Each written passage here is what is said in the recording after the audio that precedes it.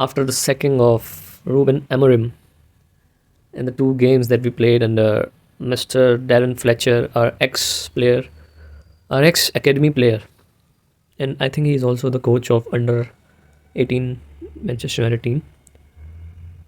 And what a horrible result, should I say, was it for United against Brighton in the FA Cup. And as you know, we are out of the FA Cup. The only competition that was remaining for us, the only title to chase for United. And one weird, very strange fact, not strange, but very disappointing fact that I read was now after this elimination from the FA Cup, Manchester United will play only 40 matches, 40 matches this season, and that is like after 100 years, like 111 years to be precise, if I'm not wrong. And that was when I think that was when there was Second World War during that season when United played 40 matches. So I think this is a very disgraceful stat to share with Manchester United fans. I mean, like we were already out in the League One tournament when we lost to Grimsby Town. So yeah, the two matches under the first one was against Burnley in the Premier League, where think we I think we were good in that match. It was an away match also, but still we only managed to get a draw there. Same lapses which were visible in the Amorim system. Like we were conceding very easily. The goals that we were conceding that came very like it seemed like the other teams were very effortlessly doing that thing. Like yesterday also when Brighton scored that first goal in the 11th minute, like it was their first move during the starting minutes where we were at the back foot because we started very good. And we started with a very great pace, and we upped the tempo from the starting 10 minutes, and they created that first move. As far as I can remember, that was their first move in the 11th minute where they tried to play from the midfield and just carved that midfield of ours with 1 2 3 passes, and it was a very poor defending. But last season we were struggling with the goals. This season we are scoring somewhat better than previous year, but this season we are conceding now very easily. I mean, in the back three system when Ruben played, uh, I think this is this is a very great I would say mismatch with the goals we are conceding very easily. I think formation wise, I feel like we were better structured defensively under the back three, because yesterday also you see for this formation, if you see, we played three midfielders, right? Like yesterday I felt that Darren Fletcher just gave whatever fans wanted, whatever the critics, whatever the pundits, like Guy Neville, he was moaning every week. Then Fletcher did all that thing yesterday. He put three midfielders, three in the midfield, Ugarte, and started Mainoo before Casemiro, because Casemiro I felt against Burnley was abysmal. He had a very poor game against Burnley. So I thought that was a good decision to start Mainoo, because Casemiro didn't live up to that expectations against Burnley. So, and as Fernandes was back since injury in the previous game, so he has to start this time. And so yeah, we had the back four and three midfielders, and the 3-4-3-3, which all the fans wanted, and starting Mainoo ahead of Casemiro, another thing which fans demanded. And what else? I was a bit surprised to see Yoro ahead of Haven, because I felt that Haven, all the matches which Haven played under Ruben, and yesterday's match also. Oh, sorry, previous match also, where against Malacia we conceded a goal because of his mistake. But overall, I thought he was more better than Yoro and even Martinez. And I don't know why Luke Shaw wasn't in the team only. He wasn't in the substitute bench also. Maybe injury, but I'm not sure why Luke Shaw wasn't there. But I felt that Haven was in a better form if we compare it to Yoro and Martinez. He was playing really good. I'm not sure what happened there. Maybe because of that one mistake against Burnley. But after that mistake, he did pretty good against Burnley also. I mean, and I felt Martinez was really bad yesterday against Burnley also, where he conceded. He didn't close down the striker quick enough. And yesterday also I felt Martinez was. I mean, yeah, I just feel like we need a complete overhaul here. And India, and the most disgusting player yesterday was I felt that Diallo was really, man. He was such a frustrating player to watch yesterday. I mean, even Dorgu did a fine. He wasn't great, but he also did a very pathetic job for that second goal that we conceded. Dorgu, but Diallo, man, in the first few minutes of the game, yeah, he missed that two brilliant chances where. So this was the one where Cunha picked him with this superb, beautiful pass where he, you know, picked. And yeah, and Mount also started yesterday. He started from the right. I feel yeah, Mount isn't very effective when he starts from the right side. He's better suited from the left wing, and and I feel like he's not a very sort of player like who you can trust. Not trust. You can. He doesn't have the characteristics to a player who who you can stick out wide on the pitch and expect him to take on players and put in some beautiful crosses. I feel like he's a better player who is in a number 10 position in the inside right space or inside left space. So he was. I felt like he was a bit too wide yesterday. I mean, he obviously Fletcher would have told him to get there and make the play spread out to the wide of the of the field. So he was very far yesterday. I felt he was isolated, and one or two attempted crosses in the first half, they were not of really good quality from the right hand side from Mount. But see, this was a chance for Dello, man. I don't believe how pathetic. Yeah, I mean, first of all, he's so ahead. I mean, why isn't Mount here, and why is Dello positioned here? I mean, why is I mean, he's not a strike. I mean, he's not a forward player, and he's not a very. We have seen him missing these chances a lot of times now. So I would expect here to be Mount. See, here Mount is here, and where Dello is winning. Mount has dropped to the midfield here, and Dello made that. It was a good, great move, you can say. But looking at the finishings of her like yesterday they were fullbacks only. I mean, this was a ridiculous missed chance, I would say. But the pass from Cunha would be. And yesterday I would say Cunha was also not very great. Yeah, yesterday Cunha. Apart from this pass, I don't think any clear cut chance he created. Cunha. I don't remember any clear cut chance that he created for Sesko or anybody. One or two attempts he took from outside the box, and that too like they were not on target. So yeah, Cunha was also not great. And Mount, though, I felt that he didn't get involved in the match, as not creatively involved as much as we would expect to get him involved. One or two times he attempted to cross from the right hand side but failed miserably. And one more chance of Dorgu, I think I took the screenshot of that attempt where he put the balls to the stand from here. I think that was a bit far from this opportunity, but he completely wasted that chance also to Diallo in the first 10 minutes only. See, this was a free kick by Mason. Oh, sorry, Bruno. And this was actually, I felt that this was a really good save by the keeper, and I think this was a very good effort from Bruno, and the way he took the free kick with Mainoo as he laid it perfectly for Bruno to execute that free kick brilliantly. And I think the position, this shot, the ball was not like really close to the keeper. He really dived to his left superbly to reach the ball, and I think the ball was going into the right bottom corner to the extreme farmost bottom corner. And yes, so this was a great attempt. Now this was a chance. I think this was in the 11th minute only when this was the first move they created from here. Simply see our midfielders, the midline is all gone, nowhere to be seen. Ugarte is there, Mainoo all like really. They were. I think we started in that similar manner only, that we were really high up the pitch. See our defenders also, and so with this one pass to the wide of their left, I think this was their left back only, Brighton. They opened us up very easily. See how Ugarte is, and who's striking him. I think this is Mount who's striking Welbeck.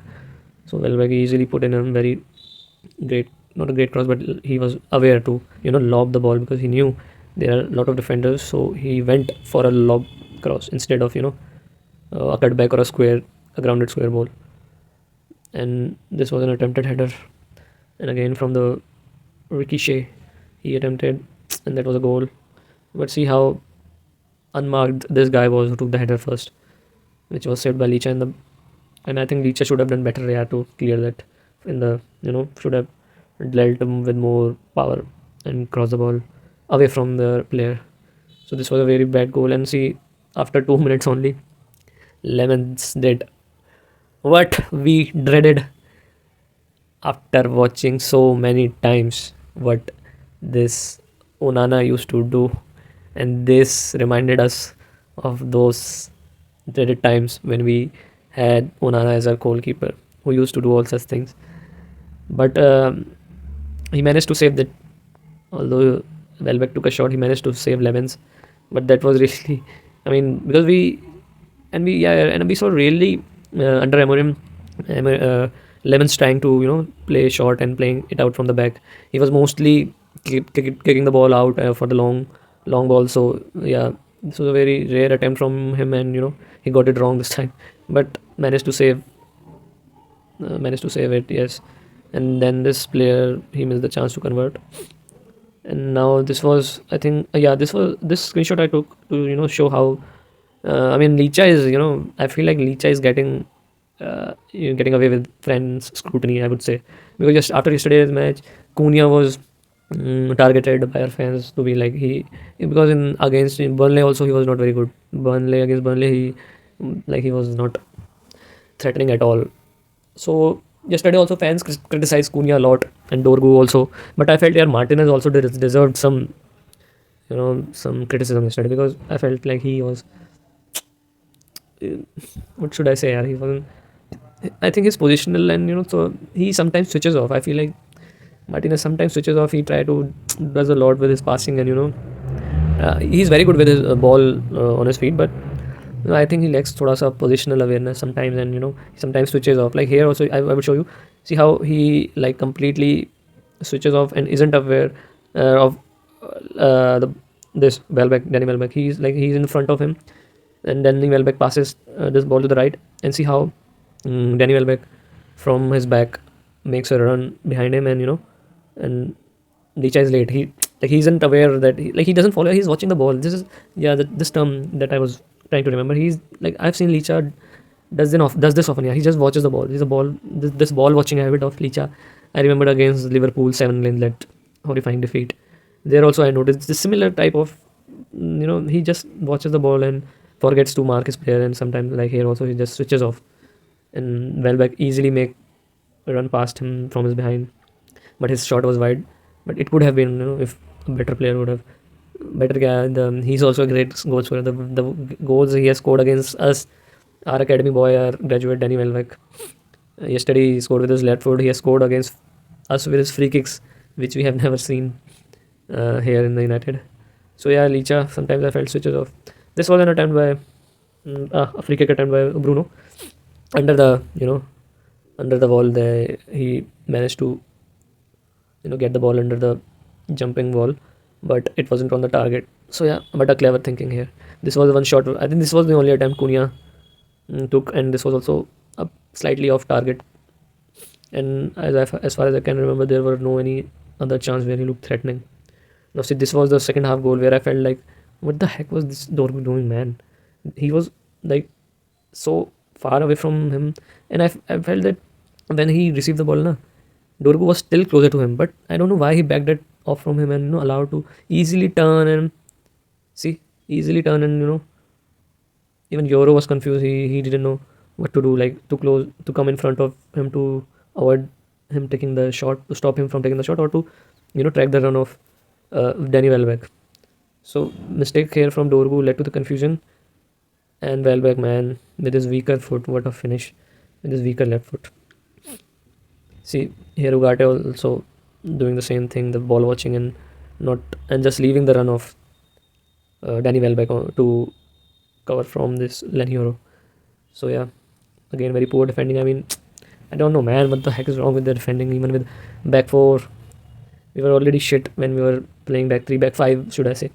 But in the back four also we are in back three and under the Amorim. I felt that we were better controlling the ball and controlling the game when we had only two midfielders, and the pivotal part was the presence of Bruno in the back, who could we can see that he can dictate the game and ping in those long balls from back, and have some control in the middle with only two midfielders. But But when we play Ugarte, Casemiro, or like Casemiro, Mainoo, or Ugarte or Mainoo, and when we push Bruno up high on the pitch in the number 10 position, which we all fans demand, we lose that control in the midfield, yeah. And our discipline in that area just, I think Bruno as a captain, what he was doing under Amorim was in that middle two system was he was communicating better from there, and he was trying to set up the team to the players in front of him and the players at the back. He was telling them from that position to take control and better make the team more structured. I felt in the middle of the field especially. So when we see Bruno going up and these two midfielders are like they're not good enough here. They just even they are like to when we substituted Mainoo and when we had two defensive midfielders, Casemiro and Ugarte, like we still lagged in that defensive zone. We were not helping much to our back to centre backs. So I think that's why Amorim was playing three centre backs in that field. So yeah, this was a superb finish by Daniel Welbeck. Yeah, this was a one chance for Sesko where I think this was an offside attempt, yes. And Chialesi was introduced. He put in a cross with his right foot, which I was amazed because in the match against Burnley, he was just using his left foot to cut inside. Here also he did try to cut inside and take a shoot, but here the defenders were good, so he couldn't do it. But I think he's also like I felt like he's also like something like Garnacho or Rashford, like who just wants to cut inside and take attempt from anywhere outside the box, like the way he did against Burnley. So yeah, when he does it one or two times, the defenders they can easily predict him, like he will cut inside to his stronger foot and take an attempt. So yeah, yesterday he put this cross with his weaker foot, and this was not a very good header from Sesko. But I remember one chance where he tried to cut in from his left side and take a shoot, but he was easily dispossessed by the defender. And here comes our first goal when from the corner. At the first I thought it was Maguire because it looked like Maguire headed it, but then when Sesko celebrated it, then I got to know this was scored by Sesko, and now Sesko has got 3 goals in past 2 games. The 2 goals he scored against Burnley, those were of like really good quality, man, and especially the second one, which he scored from a cross, I think from a cross of Dorgu, yes, and the way he finished it, that was superb because he was very far from the goal. I think beyond the penalty spot he scored from there, yes, and he guided and placed that ball really beautifully, and even the run, he how he deceived the defender with his run, how he faked his run, and the first goal also was superb with the through ball of Bruno. He scored really great. So yeah, good for him, good for Sesko. But here, I mean, Lacey was getting too excited, man. He showed some like dissent. So he basically threw the ball, got red carded, and I felt that only few minutes were remaining, but I felt that like I cannot say that we could have scored, but still we managed to circle the ball around the box after his dismissal. But yeah, I think that it was a bad ending for Fletcher because he started good. First match also we were really attacking wise we were great against the Burnley. Yesterday also we created, but not so much lethal this time, should I say. But yeah, you can see the fans' disappointment. Jim can't fix these posters, and I was really hoping that the Old Trafford crowd now they should start criticizing Jim Ratcliffe also, because I think the management of Ineos is really bad. Yeah, like the way it seems like they sacked the Ruben Amorim management and his staff. I think that is due to their egos clashing, and he wanted a more say on the transfers, but he couldn't get it. So yeah, all those Wilcox, Omar Barada, I think that they were his signing, and uh, so Wilcox, I felt, yeah. Oh, sorry, Radcliffe, I'm feeling like he's also managing it like Chelsea, yeah, like so easily. They have sacked 2 managers so quickly. Okay, Eric Ten Hag, I think that was not their man. He was not their man, but they brought in Ruben, and he didn't want to come in the first place because he wanted to come in the after the the season and during the summers, but they brought him, giving him the ultimatum.